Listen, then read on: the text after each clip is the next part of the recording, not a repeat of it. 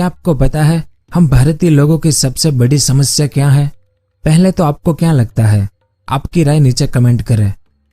तो दरअसल बात यह है कि हम भारतीय लोग बाहरी मुद्दों पर तो खुलकर बात करना चाहते हैं और हम करते भी हैं, लेकिन हम कभी आंतरिक मुद्दों पर खुलकर बात नहीं करते हैं, या शायद हम ऐसे मुद्दों पर बात करना पसंद नहीं करते।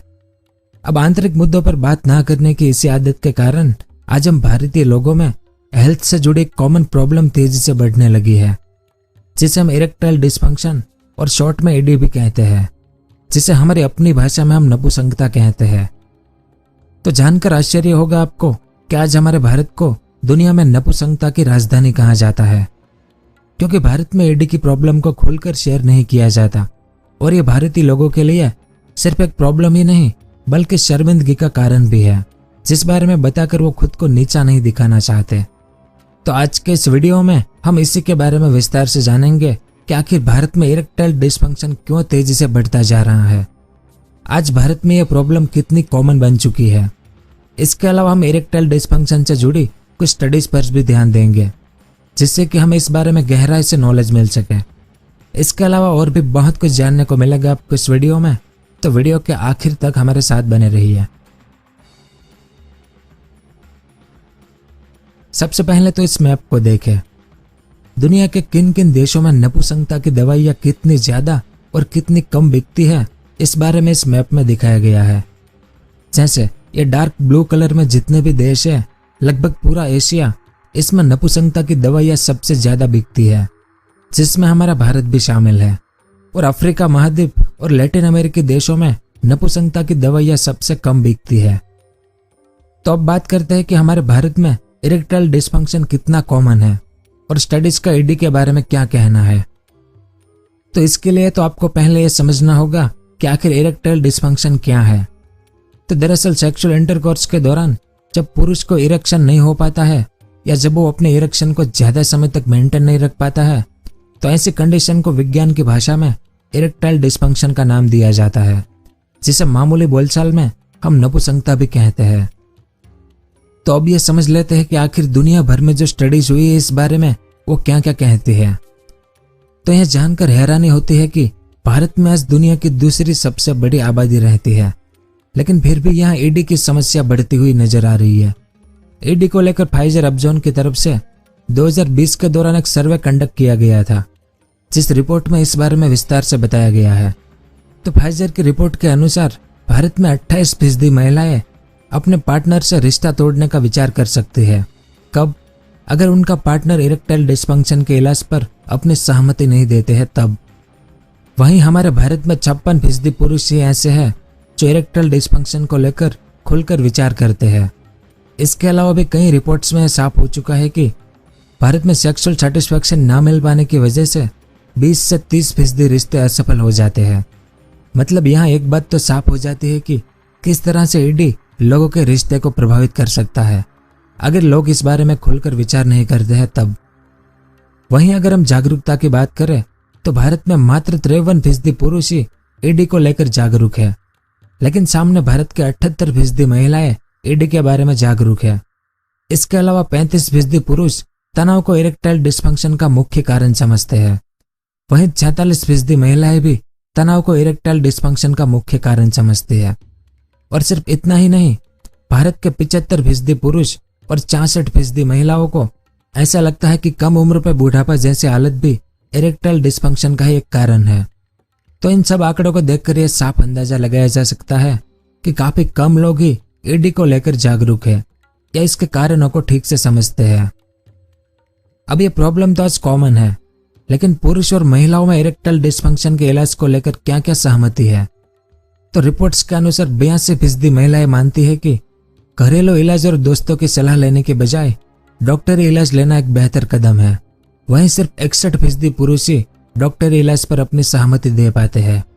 तो इन आंकड़ों से पता चलता है कि पुरुष इस मामले में कितना पिछड़ा हुआ है, जबकि जानकारों के मुताबिक डॉक्टरी इलाज ईडी के लिए सबसे बेहतर उपाय है।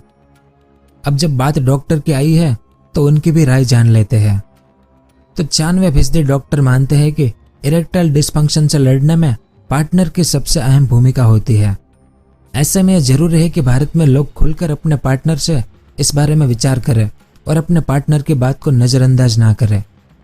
और ये फाइजर का सर्वे 2 अलग अलग भाग में किया गया था, जिसमें मुंबई, बेंगलोर, चेन्नई जैसे बड़े शहरों को शामिल किया गया था। तो ये तो बात हुई हमारे भारत की। अब ईडी को लेकर कुछ वर्ल्ड वाइड रिपोर्ट पर भी ध्यान देते हैं। क्लेवलैंड क्लिनिक की साल 2019 में आई एक रिपोर्ट के अनुसार दुनिया में हर 10 में से एक पुरुष अपने जीवन में इरेक्टाइल डिस्फंक्शन से प्रभावित हो सकता है।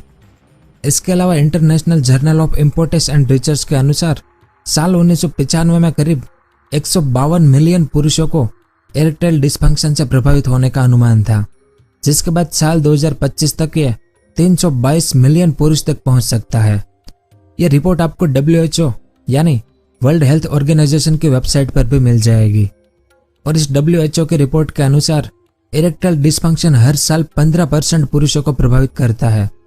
और स्टडीज के दौरान भारत की स्थिति को सबसे गंभीर पाया गया है, क्योंकि हमारे भारत में हर 10 में से एक पुरुष के नपुंसक होने का अनुमान लगाया गया है।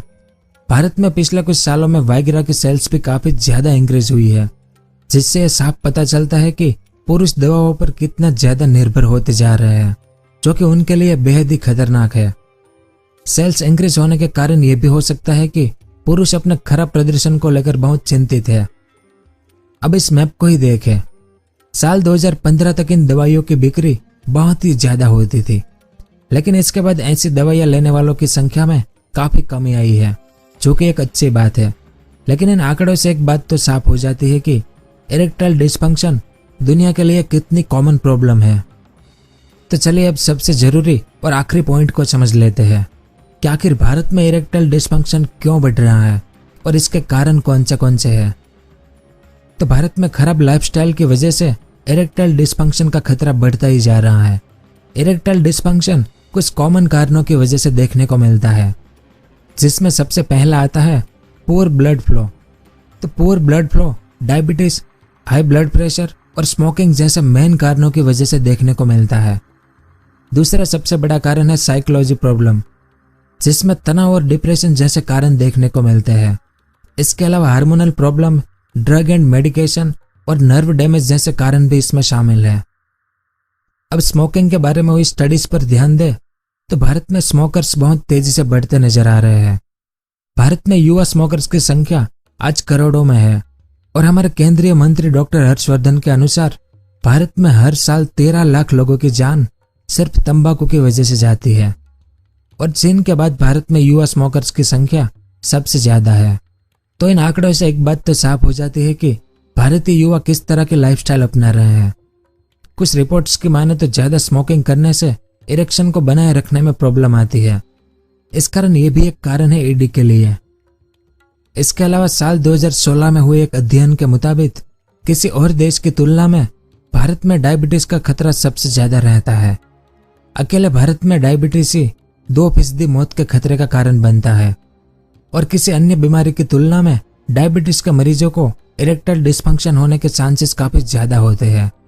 और डिप्रेशन के मामले में भी हमारा भारत पीछे नहीं है, क्योंकि भारत को depress country in the world कहा जाता है, यानी दुनिया में भारत में सबसे ज्यादा डिप्रेशन है। इसके बाद चाइना और अमेरिका का नंबर आता है, क्योंकि भारत में डिप्रेशन का सबसे बड़ा कारण आर्थिक समस्या और बेरोजगारी है, जो कि युवाओं को सुसाइड करने की तरफ धकेलती है। और हम ये रिपोर्ट्स आपको इसलिए बता रहे हैं जिससे कि आप जान सके कि किस तरह से भारतीय युवा खराब लाइफस्टाइल की तरफ बढ़ रहा है और ईडी के खतरे को बढ़ा रहा है। और ऊपर से आज भी भारत में इरेक्टाइल डिस्फंक्शन के ज्यादातर मरीज डॉक्टर की सलाह लेने से कतराते हैं। इसका सबसे बड़ा कारण है लोगों में सेक्सुअल नॉलेज की कमी होना या जानबूझकर अपने प्रॉब्लम को छुपा कर रखना। तो पुरुषों के लिए यह जरूरी है कि वो अपने पार्टनर से इस बारे में खुलकर बात करें या अपने दोस्तों से इस जानकारी को शेयर करें। और सबसे जरूरी बात कि आप डॉक्टर से इस बारे में एक बार सलाह जरूर लें। और अगर आप आयुर्वेदा का रास्ता अपनाते हैं तो ये भी एक अच्छी बात है। और दुनिया को कामा सूत्र नाम का ग्रंथ देने वाला देश भी हमारा भारत ही है। तो जब जरूरत हो तब इस विषय पर बात करना कोई शर्म की बात नहीं है, क्योंकि हम ये पहले ही जान चुके हैं कि यह समस्या कितनी कॉमन है आज मौजूदा समय में। और आपको ये जानकर खुशी भी होगी कि भारत में इरेक्टाइल डिस्फंक्शन के इलाज का सक्सेस रेट बाकी दुनिया के मुकाबले काफी बढ़िया है। तो यह सब कुछ था इस वीडियो में, उम्मीद है कि आपको कुछ जानने को मिला होगा। अगर वीडियो पसंद आया हो तो इसे लाइक जरूर करें। पूरा वीडियो देखने के लिए आपका बहुत बहुत धन्यवाद। अगर आपको इस तरह के इंफॉर्मेटिव वीडियो देखना पसंद है तो हमारे इस चैनल को सब्सक्राइब करें और हमारी नई वीडियो सबसे पहले देखने के लिए इस बेल आइकन को भी जरूर दबाएं।